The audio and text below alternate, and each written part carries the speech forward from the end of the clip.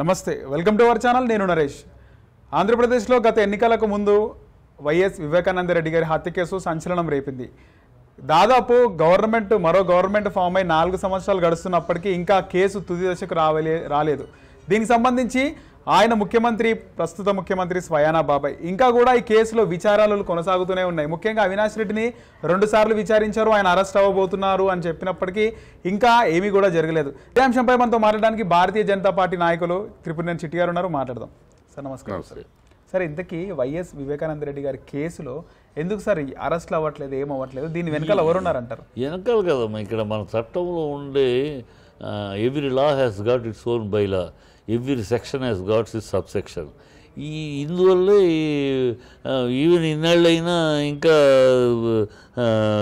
జగనే తప్పించుతున్నాడు వెళ్తున్నాడు కోర్టుకి వాయిదాలు తీసుకుంటున్నారు మన చట్టంలో ఉన్న లూప్ హోల్స్ ఉన్నాయి అవన్నీ చట్టంలో మార్పులు చేయకపోతే ఈ పాత విధానంలో ఒక్కొక్కరు 20 ఏళ్ళు పడుతుంది ఒకడు అవినీతి చేస్తాడు మర్డర్ చేస్తాడు అవన్నీ బెయిల్ మీద బయటకు వస్తాడు ఇక అవన్నీ తేలేటప్పటికి 25 ఏళ్ళు పడుతుంది అప్పటికి వాడికి శిక్ష పడితే ఏమి పడకపోతే ఏమి అట్లా అయిపోద్ది అలా జరిగిపోతుంది అక్కడే ఈ టెక్నికల్గా వాడుకుని కోర్టులో కేసు వేస్తున్నాడు కోర్టులో అప్పీల్ చేస్తున్నాడు అవినాష్ రెడ్డి నన్ను అరెస్ట్ చేయొద్దని చెప్పండి నన్ను విచారణకు పిలవద్దని చెప్పండి ఒక అక్యూజుడు కోర్టులో మనకు ఆ ఫెసిలిటీ ఉంది ఆ వెసులుబాటు ఉంది ఒక అక్యూజుడు ఒక దోషి కోర్టులో నన్ను అరెస్ట్ చేయొద్దు నన్ను విచారించొద్దు అని సిబిఐకి చెప్పడానికి కోర్టులో కేసేస్తే చేసే అధికారం అడుగుంది అసలు అధికారమే ఉండకూడదు దోషికి నీకే నన్ను అరెస్ట్ చేయొద్దని అడిగే అధికారం నీకెక్కడిది కదా కానీ అడుగుతున్నాడు అడిగితే కోర్టు కూడా అరెస్ట్ చేయొద్దు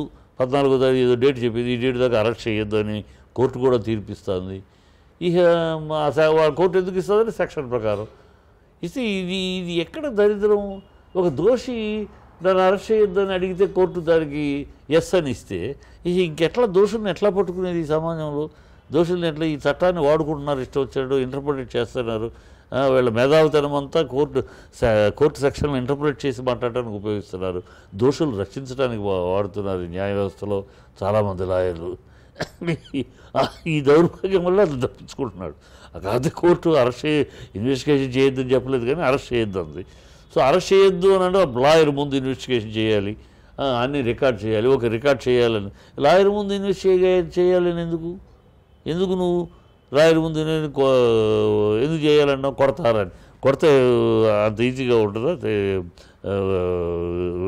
ఆడియో వీడియో రికార్డ్ చేయాలని చేయొచ్చు అతను ఉన్నాడు అతను కనుగీడితోటి అదొద్దు వాడేదో అడుగుతుంటాడు అలా అంటాడు నువ్వు చెప్పవు ఇలాంటి డ్రామాల కోసమని కానీ ఎప్పటికీ కొన్నాళ్ళు తప్పించుకొని తిరగలేరు ఖచ్చితంగా వాళ్ళు వెళ్ళవలసిందే జైలుకి వెళ్ళవలసిందే వాళ్ళు దానికి ఏదో కొత్త కథ చుట్టి మాకు అసలు కాదు ఇంకెవరో చంపారు రకరకాలు ట్రై చేస్తున్నారు వాళ్ళు అంతే దొంగలు ఎప్పుడు అంతే దొంగలు మేము దొంగజాతం చేసామని అంత కూడా నేను అంత హత్య చేసేసారని అవినీతి పరువు నేను సొమ్ము తిన్నానని ఎప్పుడు ఇమీడియట్గా ఒప్పుకోరు కదా వాళ్ళకి తగలాల్సిన చోట జరగాల్సిన పనిష్మెంట్ జరిగినప్పుడు వింటారు చెప్తారు అదే వస్తాడు ఎక్కడికి పోలేడు ఎక్కడ తప్పించుకోలేడు మళ్ళీ పైగా ఇప్పుడు ఆయన ఏదో ఒక ముస్లిం పేరు మార్చుకున్నాడని ముస్లిం వివేకానంద రెడ్డి అదో కొత్తగా తీసుకోవాలి ముస్లింగా పేరు మార్చుకున్నాడు మేము మార్చుకుని వేరే పెళ్లి చేసుకున్నాడు వాళ్ళకు కూడా వేరే ఒక పిల్లాడు పుట్టే ఒక సంతానం ఉందని ఇవన్నీ కొత్తగా ఆయన ముస్లిం అయ్యాడు ఎప్పుడు అయ్యాడు ఈ సంవత్సరాలు ఎవరికి తెలియదు ఇప్పుడు అయ్యాడట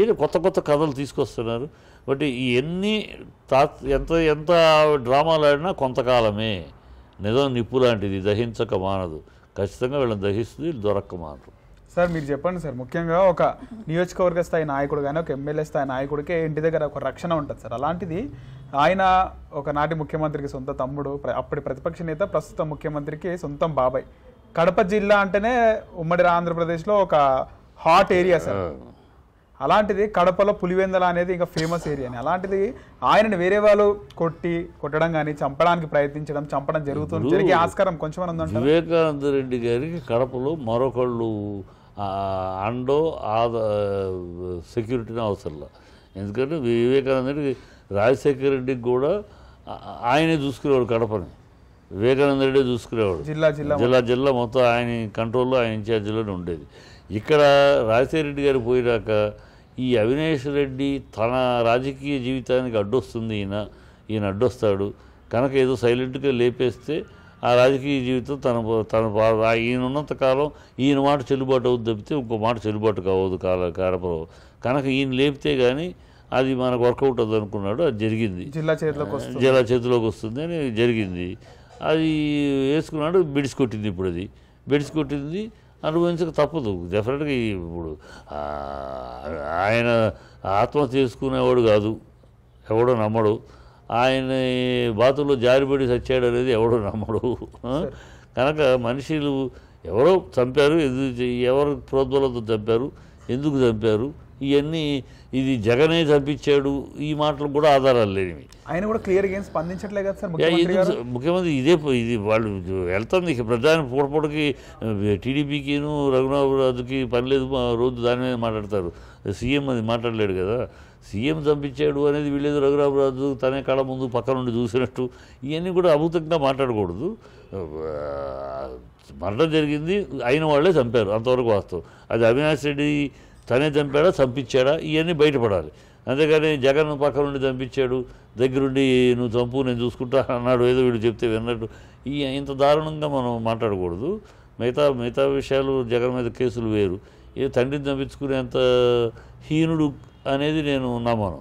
ఎందుకంటే వాళ్ళిద్దరి మధ్య బంధాన్ని కూడా నేను చూసినవాడిని. అబ్బాయి బాబాయ్ బంధం కూడా ఇక్కడ పార్టీ ఆఫీస్ పెట్టినప్పుడు జూబ్లీ హిల్స్లో పార్టీ ఆఫీస్ పెట్టినప్పుడు కూడా లోటస్ పాడు కాదు, ఇక్కడ రోడ్ నెంబర్ 45లో ఆఫీస్ పెట్టారు గతంలో. అన్నాడు వైఎస్ఆర్సీ పార్టీ ఆఫీస్ ఇక్కడ ఉండి.